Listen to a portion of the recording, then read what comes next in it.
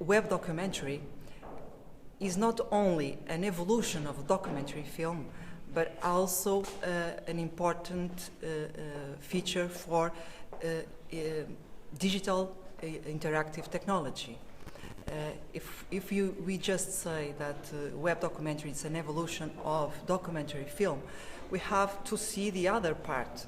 The other part is the interactive technology. Interactive technology needs the documentary tradition to give a guarantee to the public that they are building a product that has a reference of the outer world.